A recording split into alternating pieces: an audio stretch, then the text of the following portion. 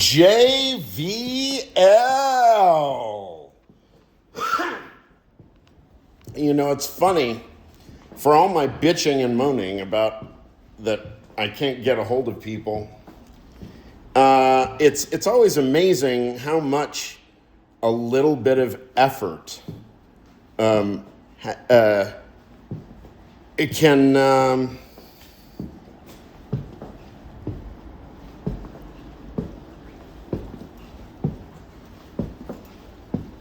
it's always amazing how much a little bit of effort can change the situation.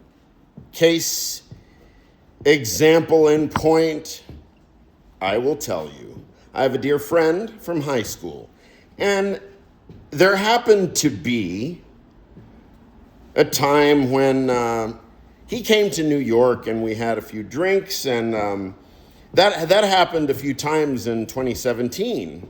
He was here on work, and I live in Brooklyn. I went to Manhattan, and we'd go to Queens, or I don't know. It was like a kind of a chop house tour, I guess.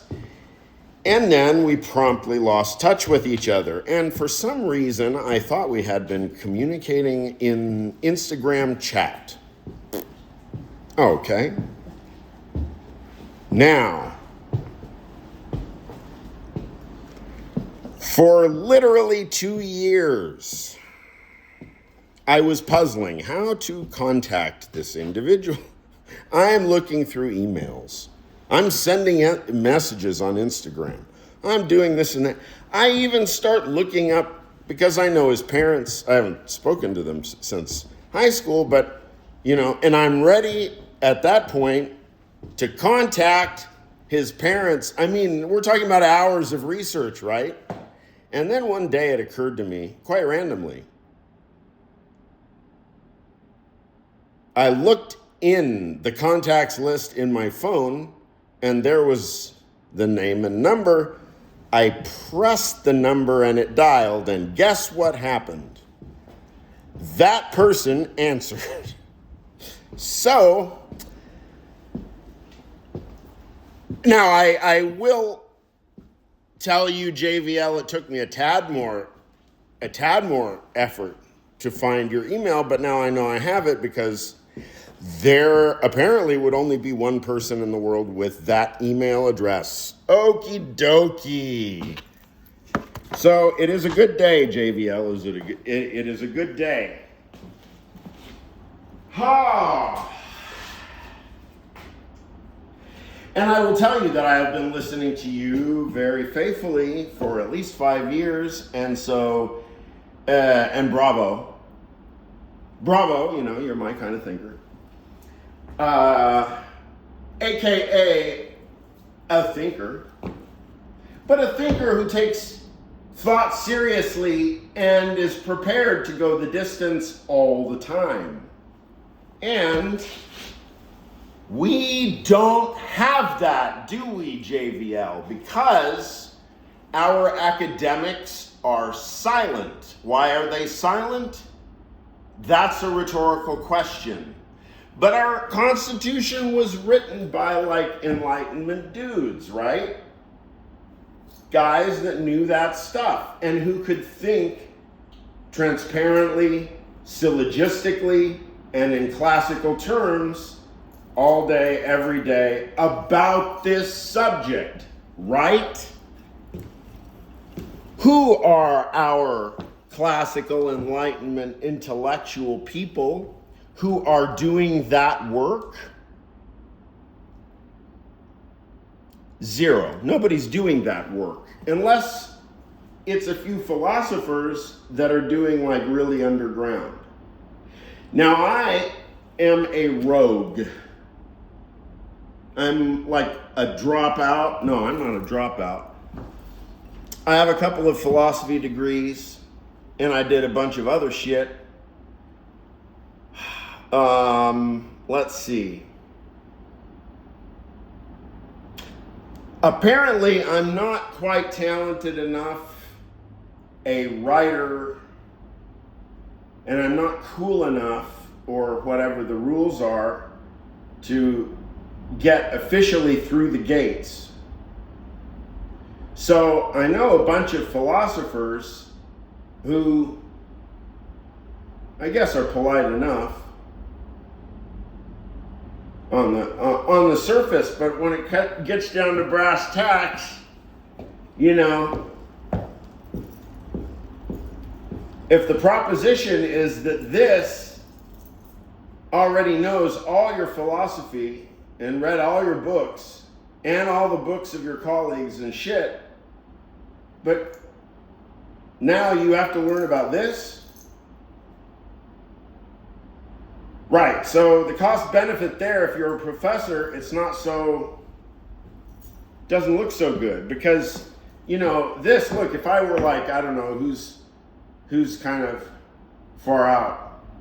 I guess Chalmers is a little bit more down to earth now, but, you know, he kind of came across as like a hippie long hair, and he's talking about panpsychism and stuff like that. Yeah, but he's, you know, he's fucking talented.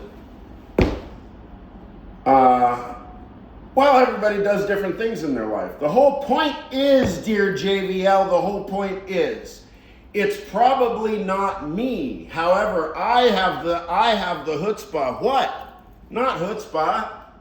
I just take seriously the texts that I read. You know, like I'm really into Kant, right? So, like I look at the state of affairs that are being pushed forward by Donald Trump, and I think, well, Immanuel Kant has something to say about this, but not only him. Gottlob Frege does too, but Frege also has something to say about a more general epistemic crisis. And that's turn of the century shit. That's over 100 years old. And none of it's been incorporated into philosophy, and then they're giving Nobel Prizes and special departments at Oxford to people like Hinton and Bostrom. Now let me ask you a rhetorical question. Assuming that you are familiar with the way actual real philosophy reads, aka Anglo-analytic philosophy in the 20th century, David Lewis, John Perry, Saul Kripke, those guys, right?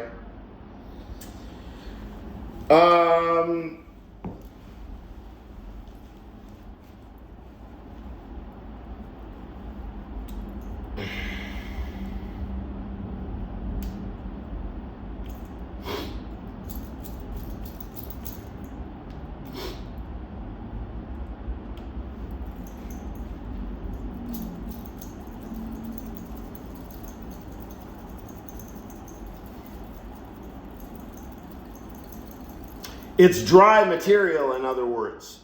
It's dry, tedious. You know, it takes a very particular sort of person to slog through philosophical tedium, and the way that it's done now after Frege,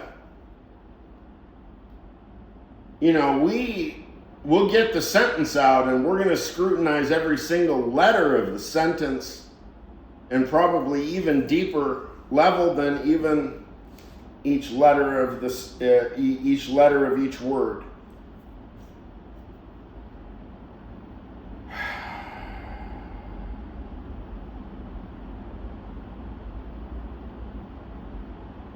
So they exist.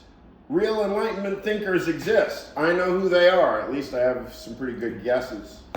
I know a lot of people's work. One of the reasons is,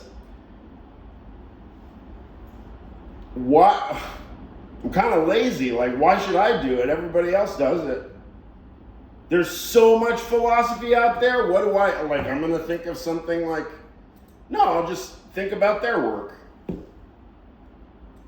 I don't know. I mean, I am a man of leisure or whatever. I'm sort of like Descartes or Hume, right? Minus the skills. You know, they were really talented. And apparently I'm probably less talented. However, we are supposed to have the chutzpah because we are independent. We are free, independent thinkers, right? The people who wrote the Constitution are able to do that. Now, who is going to solve the epistemic crisis if all academics have to remain silent because they've been told to be silent, right?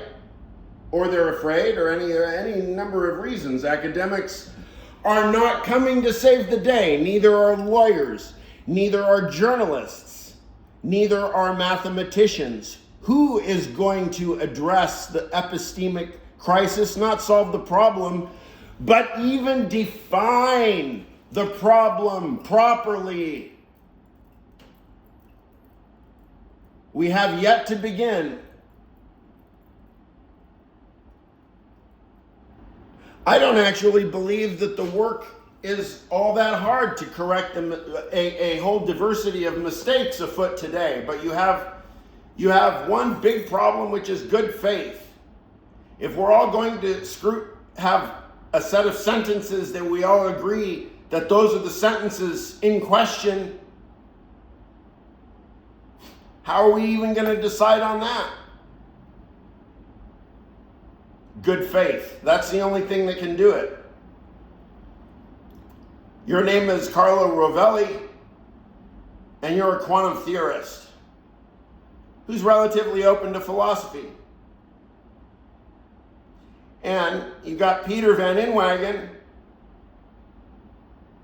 who I guess he's fairly straightforward theology, Christian philosopher, epistemology, metaphysics, Notre Dame.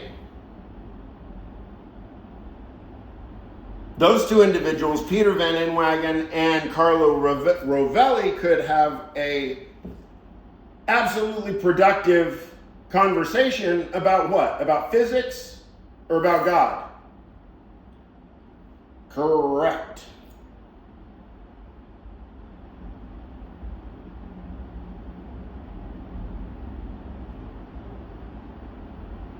Yeah, about the U.S. Constitution.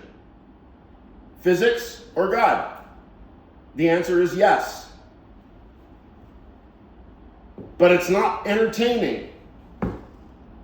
It's not Nick Bostrom, all the robots are going to turn into Terminator, and Geoffrey Hinton, who won the fucking Nobel Prize. Geoffrey Hinton is like, I don't know, he's like an illiterate EMC Oran or something.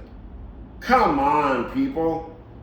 But isn't it entertaining? Oh, it sells books. It gets funding. Oh, it's great fun to